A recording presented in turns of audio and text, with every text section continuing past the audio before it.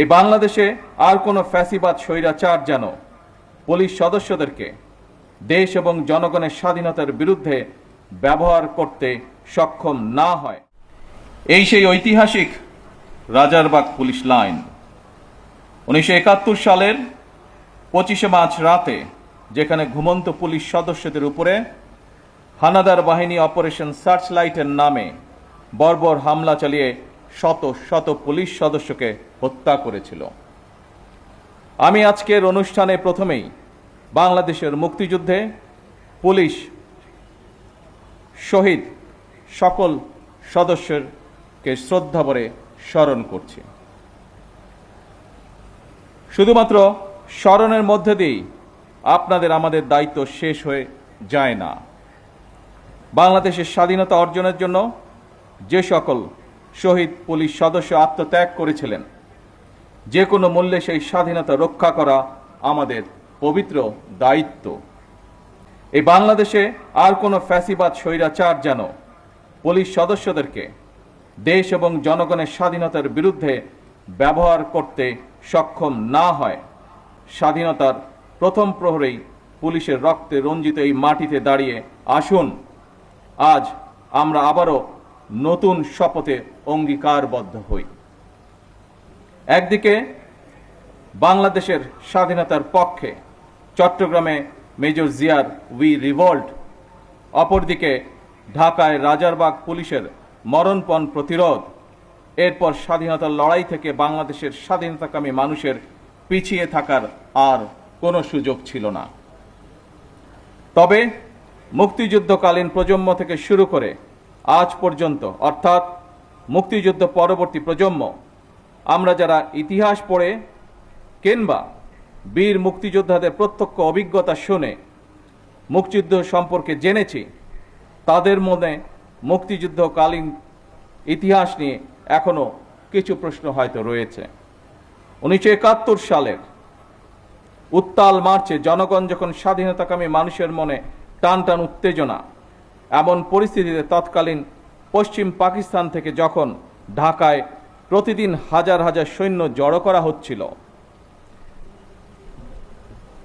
এমন পরিস্থিতিতে সকল পুলিশ সদস্যদেরকে রাজারবাগ পুলিশ লাইন্সে একসঙ্গে জড়ো করে রাখার পেছনে তৎকালীন রাজনৈতিক নেতৃত্বের কি যুক্তি বা কৌশল কাজ করেছিল, বাংলাদেশের স্বাধীনতা এবং মুক্তিযুদ্ধ সম্পর্কে যারা এখনো গবেষণা করছেন, এটি এখন তাদের জন্য একটি গবেষণার বিষয় হতে পারে বলে আমি মনে করি। উপস্থিত পুলিশ কর্মকর্তা এবং সদস্যবৃন্দ, আনন্দঘন আয়োজনে এতক্ষণ আপনাদের বর্ণিল প্যারেড সকলে উপভোগ করেছে। আমার কাছে এটি শুধু একটি আনুষ্ঠানিকতা মনে হয়নি, বরং এটি ছিল পুলিশ সদস্যদের শৃঙ্খলা, আত্মমর্যাদা, দায়িত্ববোধ এবং সুন্দর ভবিষ্যতের দিকে দৃপ্ত পায়ে এগিয়ে চলার অবিচল অঙ্গীকারের বহিঃপ্রকাশ। দীর্ঘ 1.5 দশকেরও বেশি সময় ধরে ফ্যাসিবাদ বিরোধী আন্দোলনের সংগ্রামের ধারাবাহিকতায় 2024 সালে ছাত্র জনতার এক রক্তক্ষয়ী গণ অভ্যুত্থানের পরে দেশের স্বাধীনতাপ্রিয় গণতান্ত্রিকামী মানুষের আকাঙ্ক্ষার প্রতিফলন হচ্ছে জনগণের রায় গঠিত বর্তমান সরকার। বছরের পর বছর ধরে অসংখ্য হামলা মামলা শিকার, নিপীড়িত নির্যাতিত অধিকারহারা মানুষ, বর্তমান গণতান্ত্রিক সরকারের সময় শান্তি এবং নিরাপত্তা চায় জনগণ। দেশের জনগণের শান্তি এবং নিরাপত্তা নিশ্চিত করা আপনাদের কার্যক্রম, অর্থাৎ পুলিশের ভূমিকার উপরেই সবচেয়ে বেশি নির্ভরশীল। আপনারা জনগণের জানমালের নিরাপত্তা নিশ্চিত করতে সাধ্য এবং সামর্থ্যের সবটুকু দিয়ে চেষ্টা করবেন, এটি আপনাদের কাছে বর্তমান সরকারের প্রত্যাশা।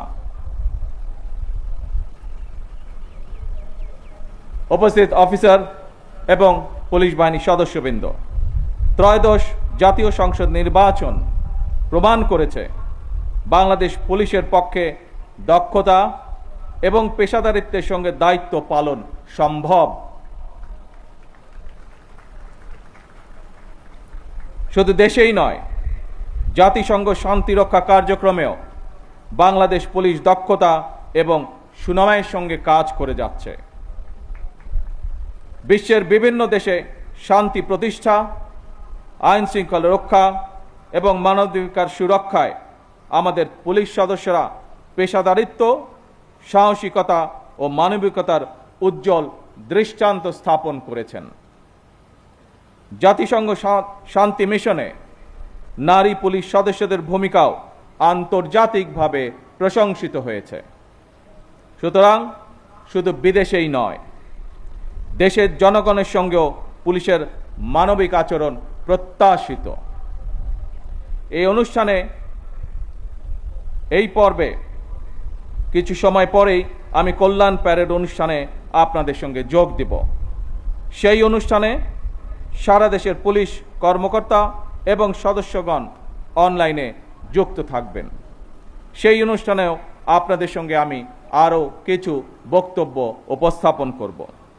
এই প্যারেডে অংশগ্রহণকারী পুলিশ এবং র্যাবের যেসব কর্মকর্তা এবং সদস্যগণ নিজেদের দক্ষতার প্রমাণ রেখেছেন, যারা এমন একটি মনোমুগ্ধকর আয়োজন সুন্দরভাবে সম্পন্ন করেছেন, আপনাদের প্রত্যেককে ধন্যবাদ এবং অভিনন্দন জানাই। বাংলাদেশ পুলিশ সপ্তাহ 2026-এর সার্বিক সাফল্য কামনা করছি। আল্লাহ হাফেজ। বাংলাদেশ জিন্দাবাদ।